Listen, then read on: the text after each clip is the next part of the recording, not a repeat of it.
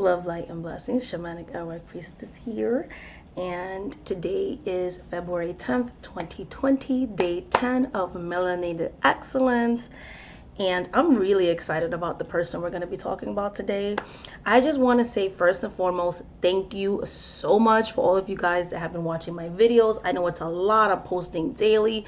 Thank you for your feedback, for your commentary. I'm trying to catch up and watch all your guys' videos too on your channels and things like that. Trying to answer all the comments that everyone's leaving me and everything of that nature. Like, I'm so excited. My subscriptions have gone up this month, so that's pretty exciting. New people discovering my channel. So, and yeah, so more positive feedback than anything else. I'm like really excited. So today we're going to talk about Mary Ellen Pleasant. Mary Ellen Pleasant. And I have to say, like, doing this 29 days type of vlog, well, you know, like challenge for myself, has been so awesome, because I've been rediscovering people that I look up to in the spiritual community, and things like that, these beautiful melanated people, our ancestors, but also discovering new people. So this has been really great. I've put a lot of work into the research, and these short videos don't do justice to just the wonderful contributions that many of these people have done to the community and to the humankind as a whole, like just human beings, you know, as a whole. So today we're going to talk about Mary Ellen Pleasant. She was born August 19, and there's a discrepancy when it comes to her birth year. And if I look down a lot when I make these videos, it's because I'm trying to make notes of like significant things, and kind of downsize the research and just do a quick thing, so that way maybe you're inspired to kind of really research these people and read books on them and so on and so forth. But it's kind of like touching base. But anyways, getting back to the video, I'm getting off topic again. Mary Ellen Pleasant was born August 19 between 1912 through 1917, because they're not sure exactly on her birth year. They know it's between 1912 and 1917 because there's different accounts and the birth date varies. Okay, that's something common that happened back in the days, so that's not unheard of. They know that she definitely died on January 1904. Mary Ellen Pleasant is a person, individual, a female that I want to talk about, because she was an abolitionist, an entrepreneur, okay, and she was someone who practiced New Orleans voodoo. So she has links with some people like Mary Laveau, which a lot of people know. She's New Orleans voodoo queen, okay? Her birth mother, she has claimed on numerous occasions, was a mambo, which is like, in Western terms, like a high priestess of voodoo. Okay, and her father was John Hampton Pleasant, which was the governor of Virginia, okay, of Pleasant, Virginia, okay. She was bonded, so she was a servant. These are when the earliest records of her came about, between the ages of 10 and 13. She was bonded as a servant in Nantucket, Massachusetts, and she worked for Grandma Hussey and the Hussey family. She was really good friends with P.B. Hussey, which is the granddaughter of Grandma Hussey. She was an indentured servant, so she was eventually able to work and get her freedom, and she worked in a store, okay. The Hussey family were involved with abolitionists, which I find so interesting. So she's an indentured servant, but you're fighting for the abolition of slavery. Very interesting there. So Mary Ellen Pleasant, I'm just going to say Mary for the rest of the video, was exposed to many famous abolitionists through her connection with Grandma Hussey, okay. Mary was a biracial woman, so she was able to pass herself off as white, which is something that she chose to do. And she married James Smith, who was also a mixed race person. and he also passed himself off as white. So she had African descent, but also European descent. So she was able to pass herself off as a white person, as did her husband. He was a plantation owner, and they did own slaves. They did own slaves, but the slaves that they owned, they freed them. So they bought slaves to free them.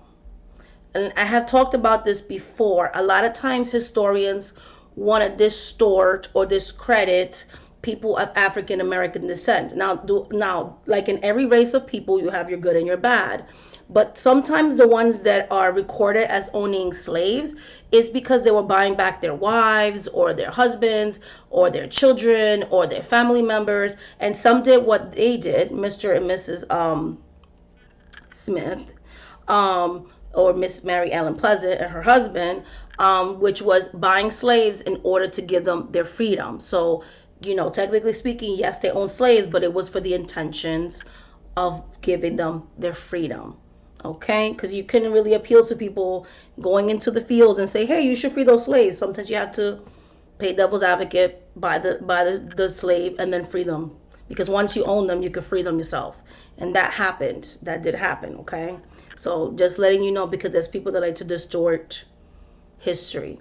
Am I saying that everybody who bought, every mixed person or every freed person of color, did they all buy slaves for good intentions? Of course not. You had bad people. You had people that kind of participated in that too, unfortunately. But that was a very small group. A lot of people that did buy slaves, it was for the intentions of freeing them or keeping their family with them. Okay, keeping their family with them. Okay, moving on to the situation. So they bought slaves and they freed their slaves that they bought. They also became known as slave stealers. So they also began to steal slaves, okay? And they worked with, and through her connection with her husband, with the Underground Railroad, okay? So for 4 years in their marriage, they were intensely working with abolitionists, working with the Underground Railroad, and so on and so forth. Unfortunately, her husband died 4 years after their marriage.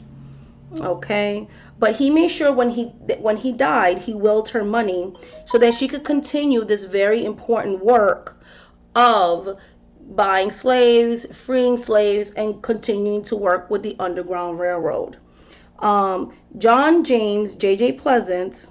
Okay, I'm sorry.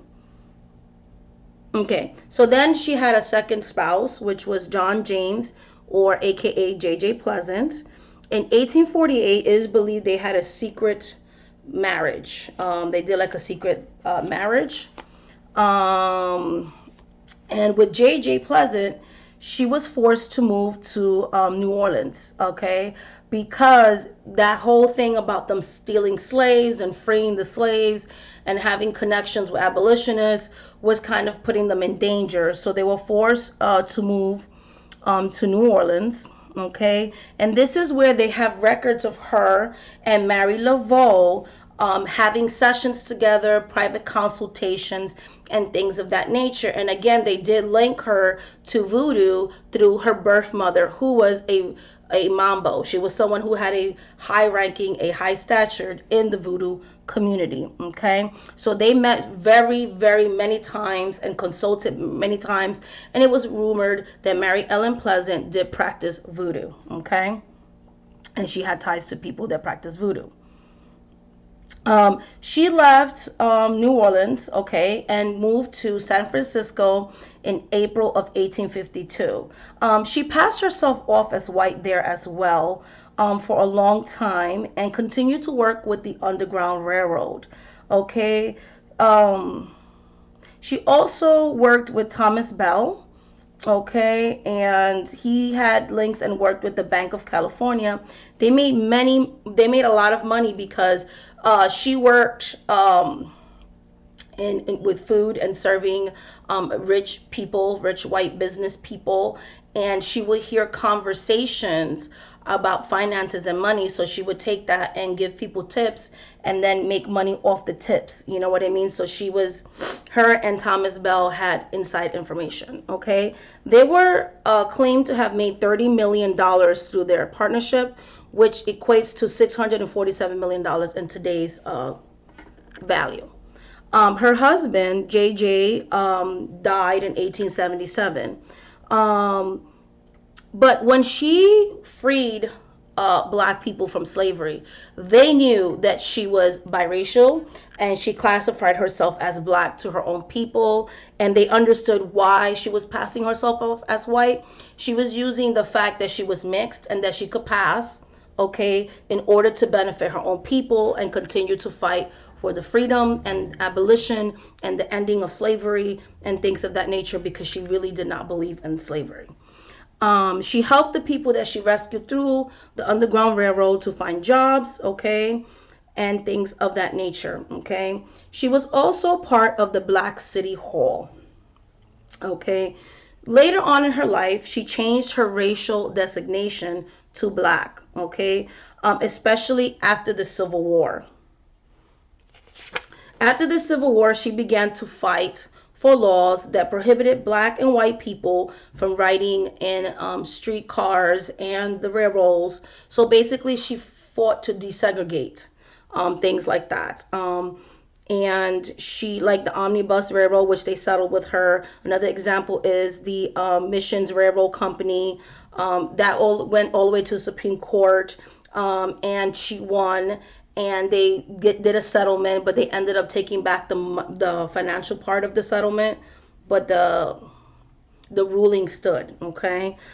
So she helped to desegregate these things in the city. She went several times and had like a lot of things like that, like a lot of civil cases where she was literally fighting against racism and segregation. She had won many of those cases, okay. So basically they say she was the Harriet Tubman of California. She fought for the rights of her people. That is what she dedicated her life to. Unfortunately, later on in her life, they tried to defame her, especially after she claimed that she was indeed a woman of color. She had African descent. That's when they started printing things, calling her things like mammy and very racial derogatory things. Okay, and Thomas Bell's family were part of trying to defame her, making what she alleged to the day she died false allegations against her because she was a humanitarian and an abolitionist and things like that. The courts were not fair with her, and literally because she was fighting to fix her reputation, she lost a great deal of her fortune through these frivolous cases and lawsuits and accusations that were made against her.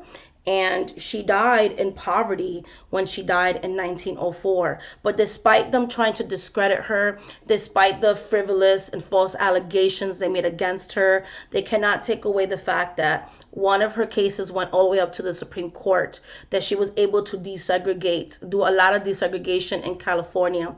It cannot take away the fact that she helped to free her own people, that she used the fact that she could pass herself off as a white woman, and she was able to work underground with the Underground Railroad and networks like this. It does not take the fact that she gave a voice to her people, that she helped them to find jobs, and she helped her people to find freedom and things of that nature. So none of that discredits that. You can take that away from her.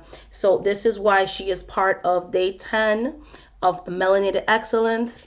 She did a lot for people of color, for women, for civil rights, for desegregation, and I feel that she has a place of honor with this. And she was a conjure woman in her own right. She had ties to Mary Laveau. She was the proud daughter of a Mambo, which is a priestess of voodoo. So much love, much light, much blessings. Thank you so much for watching this video. And until the next video. Bye, guys.